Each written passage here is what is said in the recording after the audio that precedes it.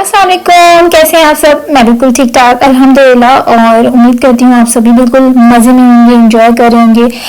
आखिर का समय, इसके बाद फिर आ जाएगा फॉल, या आप जिसे हम जर्मन में हेrbst कहते हैं। और यहाँ पर तो थोड़ा सा स्टार्ट हो गया है आना, लेकिन इस वक्त जो मैं आपको ये व्यू दिखा रही हूँ ये है क्रोएशिया का। और हम जा रहे हैं अब ज़ादार से दुब्रोवनिक, और दुब्रोवनिक जो है ज़ादार से तकरीबन 3 से 4 घंटे का यहाँ से सफ़र है, और इन्होंने ब्रिज बना दिया है। तो अब फिर आपको वो जो है डायरेक्ट उससे ये होता है कि 1 घंटा आपका कम हो जाता है। तो ये सारा व्यू मैं आपको दिखा रही हूँ। बहुत हसीन खूबसूरत मंजर है, साफ़ सुथरा प्यारा सा। ऐसा नहीं है कि सिर्फ स्विट्ज़रलैंड ही प्यारा है, बहुत सारे मुल्क बहुत खूबसूरत हैं। हर मुल्क की, हर जगह की अपनी अपनी एक अपनी स्पेशलिटी है। कहीं पहाड़ हैं बहुत ज़्यादा, कहीं बहुत ज़्यादा ग्रीनरी है, कहीं पानी, पहाड़, ग्रीनरी सब कुछ जैसे आपको यहाँ पर सामने दिख रहा है। और बाय रोड का सफ़र का ये होता है कि बहुत ज़्यादा गर्मी होती है, तो अपने आप को हाइड्रेट करना पड़ता है बार बार, और डिहाइड्रेशन से फिर ये होता है कि तबीयत भी ख़राब हो जाती है। लेकिन हाइड्रेशन का प्रॉब्लम नहीं होता, आप जितना पानी पिए फिर आपको टॉयलेट वगैरह भी जाना पड़ता है, और रास्ते में फिर आपको मिल जाते हैं टॉयलेट, मगर हम लोग ज़रा अवॉइड करते हैं क्योंकि बहुत सारे जर्म, बहुत सारे जरासीम के लगने का अंदेशा होता है। और जब से मैं आपको सही बताऊँ, स्विट्ज़रलैंड में आई हूँ, मेरा इम्यून सिस्टम बहुत वीक हो गया है, इतना स्ट्रांग नहीं रहा जैसे मैं पाकिस्तान में हुआ करती थी। ज़रा से जरासीम से भी कुछ ना कुछ हो ही जाता है, मैं बीमार हो जाती हूँ। तो खैर, ये देखें कितना हसीन है यहाँ का समंदर, और इनका जो सबसे मेन जो इनका जो आप कह लें ब्यूटी है वो समंदर है। इनके सारे के सारे बीचेस हैं, क्योंकि जब गर्मियाँ आती हैं तो बहुत सारे लोग इनके कंट्री में जाते हैं बीचेस में एंजॉय करने के लिए। अच्छा, हम लोग भी जो है दूसरी बार ये गए हैं क्रोएशिया। पहले जो हम गए थे वो स्प्लिट भी गए थे, दुब्रोवनिक भी गए थे, और वो हमारा ज़रा लंबा ट्रिप था। इस बार सिर्फ हम 1 हफ्ते के लिए गए थे, और 1 हफ्ते में 2-3 दिन हम ज़्यादा रहे, फिर बाकी के रिमेनिंग 4 से 5 दिन हम लोग रहे थे दुब्रोवनिक में। तो दुब्रोवनिक में हमारा सेकंड टाइम होगा ये, और हम थोड़ा सा जानते थे दुब्रोवनिक को क्योंकि हम पहले भी जा चुके हैं, तो इतना ज़्यादा हमें परेशानी नहीं हो रही थी। मगर ये कि हम लोगों ने जहाँ स्टे किया था वो बहुत, इस बार बहुत, मतलब बहुत नहीं, थोड़ा सा जो है ना ओल्ड टाउन से दूर था। तो बाय आप टैक्सी के आप वहाँ के जा सकते हैं। हम अपनी कार से इसलिए वहाँ नहीं जा रहे थे क्योंकि पार्किंग का बहुत इश्यू होता है, और बहुत एक्सपेंसिव पार्किंग होती है वहाँ पर जो मेन बीचेस होते हैं वहाँ पर। तो आप बेहतर ये है कि आप टैक्सी ले लें, उबर जो है वो आपको फ़ौरन से मिल जाती है, इतनी एक्सपेंसिव भी नहीं होती, और ये है कि आराम से आप जिस जगह पे जाना चाहें वहाँ पहुँच जाते हैं। ये देखें साइडों में, हर पूरे मुल्क में ही टूरिज्म है भाई, इनके पूरे मुल्क में हर जगह जहाँ पे आपको कुछ बीचेस नहीं भी दिख रहे होंगे ना, तो पहाड़ भी होंगे, जैसे आपको ये दिख रहा है इस वक्त व्यू, तो यहाँ पे भी आपको चारों तरफ टूरिस्ट ही दिखेंगे। तो बहुत एक इनका एक मतलब एक वे ऑफ समझ लें, एक रोज़गार है इनका बहुत ज़्यादा इस चीज़ में। और बहुत सारे यूरोपियंस के अलावा अमेरिका, यूके और इंडिया वगैरह से भी बहुत ज़्यादा लोग आते हैं यहाँ। और वैसे मैंने किसी इंडियन को उर्दू बोलते भी नहीं सुना, जहाँ जहाँ मुझे मिले वो कोई और ही ज़बान बोल रहे थे। हमें तमिलनाडु कुछ इस तरह की कोई ज़बान थी, मैं जानती भी नहीं कि हमें कौन कौन सी ज़बान बोली जाती हैं। तो मैंने बहुत सारे लोग देखे यहाँ पर भी, इंडियन जो है ना आए हुए घूमने के लिए। और ये बहुत खूबसूरत मंजर है, देखें आसमान, बादल, क्लियर आसमान। गर्मी बहुत थी भाई, बहुत गर्मी थी, बहुत गर्मी थी, पाकिस्तान की याद आ रही थी। मगर ये है कि ये बहुत ज़्यादा जो है ना सुनसान से रास्ते भी होते हैं। जैसे आप इस पूरे रास्ते में देख लें, आपको बीच बीच में मैंने तो बहुत शॉर्ट वीडियोस दिखाई हैं आपको शॉर्ट करके, और बहुत लंबे लंबे रास्ते थे जहाँ आसपास दूर दूर तक कुछ भी नहीं दिख रहा था। तो थोड़ा सा घबराहट भी होती है, मगर ये है कि आराम से हम पहुँच गए। ये है हमारी डेस्टिनेशन जहाँ हमने पहुँचना था। ये है वो फ्लैट, या आप ये कह लें अपार्टमेंट, मतलब नीचे जो है, अपार्टमेंट तो नहीं कह सकते, नीचे जो है मालिक मकान रहते हैं और हमें ऊपर का जो अपना पोर्शन है ये रेंट पे दे देते हैं, जो कहते हैं आप एयरबीएनबी में, ताकि 5-7 दिन के लिए, 15 दिन के लिए कोई भी रहने आना चाहे तो यहाँ पे रह लेते हैं। ये रखिएगा हमारे पासपोर्ट। आते ही सबसे पहले उनको पासपोर्ट देना पड़ता है, ताकि ये जो है उसकी फ़ोटो कॉपी या पिक्चर जो भी बनाना बना लें। बहुत साफ़ सुथरा ज़बरदस्त जो था ये अपार्टमेंट था। ये सारे किचन में सब चीज़ें थी। इसके अलावा ये एंटर होते ही सिटिंग रूम था जहाँ पर सोफ़ा सेट था, फिर बराबर में डाइनिंग टेबल लगी हुई थी, और ये दूसरी तरफ जो था फिर ये छोटा वाला टॉयलेट था, ये जिसमें आप स्टैंडिंग बाथ कह सकते हैं, स्टैंडिंग शावर था। फिर इसके बाद ये जो था ये बेडरूम था बच्चों का, और बीच में फिर मुझे कोई काम आ गया था तो मैंने अपनी वीडियो यहीं छोड़ दी। उसके बाद फिर मैंने स्टार्ट करी बनानी, तो मेरे ख्याल में बीच में क्लिप थोड़ा सा चेंज होगा।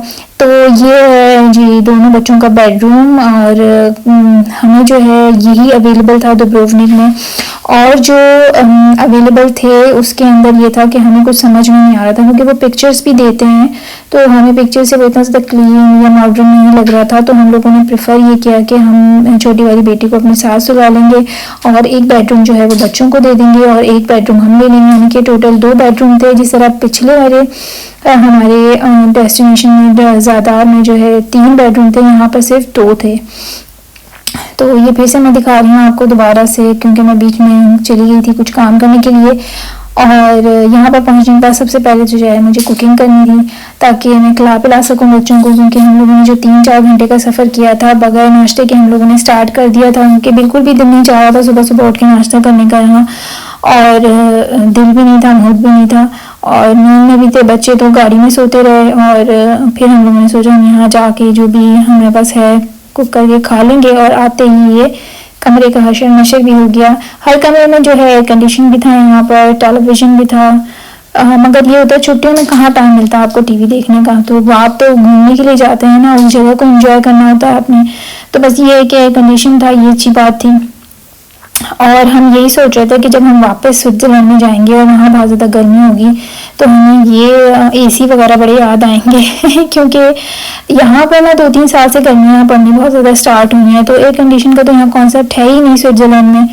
तो बस ये है कि हम ऐसी जगहों पे जाते हैं तो मिस करते हैं फिर वापस आके। और ये है जी, ये अलमारी भी थी हर कमरे में कि आप रख सकते हैं अपना सामान ला के फ़ौरन पैक करके, और बहुत अच्छा बनाया हुआ था। छोटी सी जगह को बहुत अच्छी तरीके से हर चीज़ लगा के जो है इन्होंने मॉडर्न स्टाइल का बनाया हुआ था। अच्छा, एयरबीएनबी के बारे में आप में से बहुत सारे लोग जानते भी होंगे, जो नहीं जानते मैं उनको बता दूं कि ये एक ऐप होता है जिसके अंदर अगर आप किसी डेस्टिनेशन पे जा रहे हों और आपको ये चाहिए कि आपके पास किचन भी अवेलेबल हो, और थोड़ा सा मेरे ख्याल में नॉर्मल होटल से जो है थोड़ा सा चीप होता है, तो ये भी हो आपको और आप आराम से रह सकें, तो इस किस्म के जो होते हैं ना घर वहाँ पे उसके अंदर अवेलेबल होते हैं एयरबीएनबी के थ्रू। तो आपने अपना अकाउंट बनाना पड़ता है और फिर उसके बाद आप उसके बारे में जो है रिव्यू पढ़ते हैं कि आपको क्या चीज़ आपकी मतलब जो मेन आपका मकसद है वो वहाँ पे आपको हासिल हो रहा है। मतलब बहुत सारे लोग बिज़नेस के लिए भी कहीं किसी मुल्क में ट्रैवल करते हैं, जाते हैं, वहाँ पर भी वो लोग इस तरह से जो है लेते हैं एयरबीएनबी में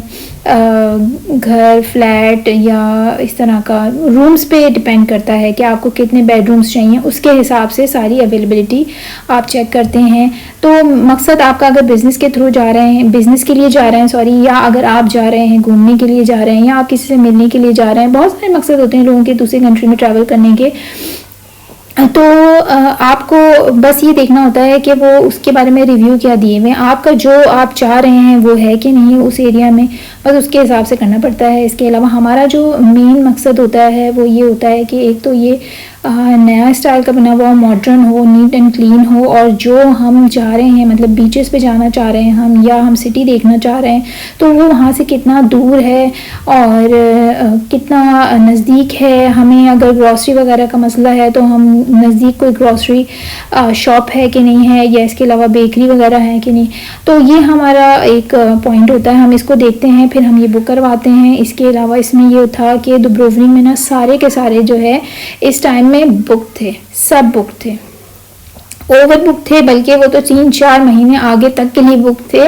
तो हम लोगों को ये मिला और ये अल्हम्दुलिल्लाह 5 स्टार था, और नो डाउट बहुत अच्छा नीट एंड क्लीन था। और ये मैं जो आपको दिखा रही हूँ ना, ये टॉयलेट में म्यूज़िक सिस्टम भी है, जब आप शावर लें तो आप म्यूज़िक ऑन कर लें, जिसको आदत होती है उसके लिए अच्छा है, हमें तो आदत नहीं थी इस चीज़ की, तो मैं तो आपको बस दिखा रही हूँ कि देखें ये भी अवेलेबल है यहाँ पर।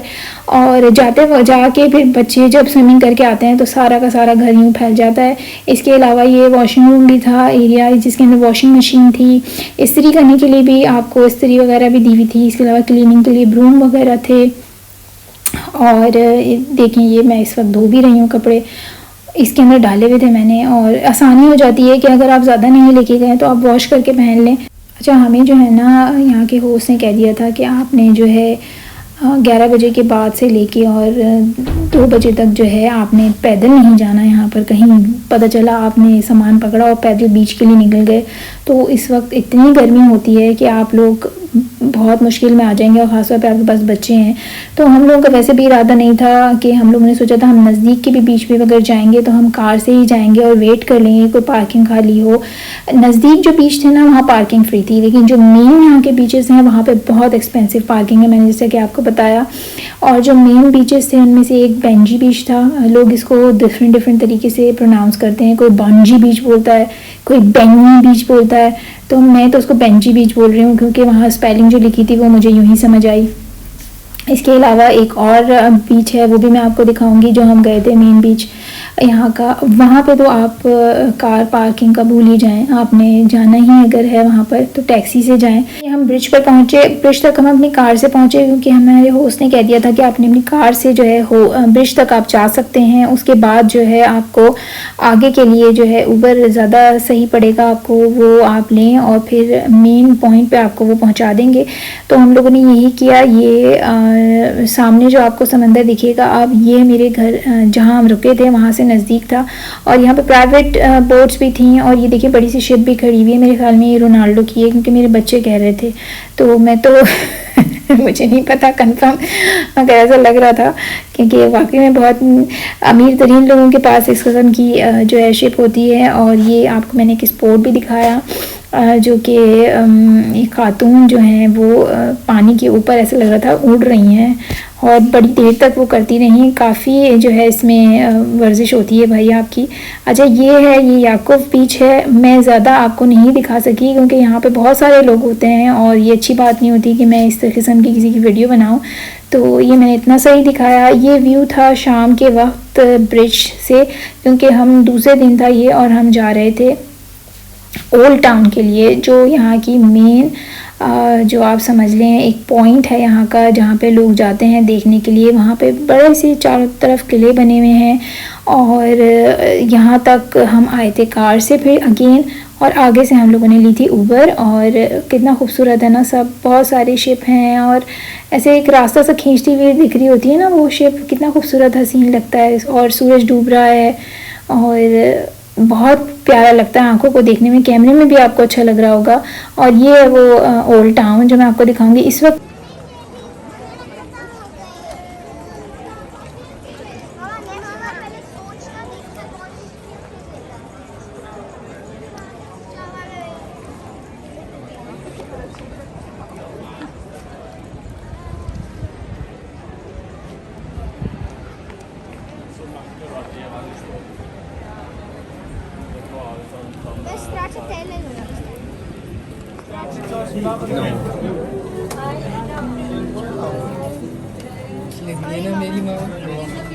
मेरी देखो कितनी अच्छी लग रही है।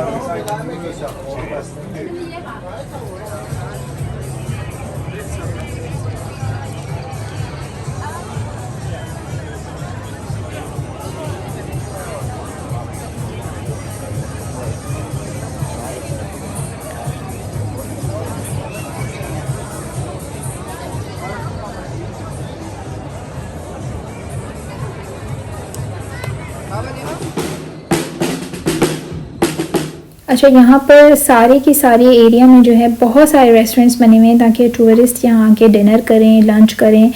और यहाँ पे हमें ये एक होटल मिला था, रेस्टोरेंट सॉरी मिला था, जो कि अवेलेबल था हलाल फूड यहाँ पे। लेकिन हम लोगों ने क्योंकि सारे के सारे मेन्यू जो है वो फ़िश के ही लिए थे तो हमें कुछ इतना ज़्यादा सोचना नहीं पड़ा।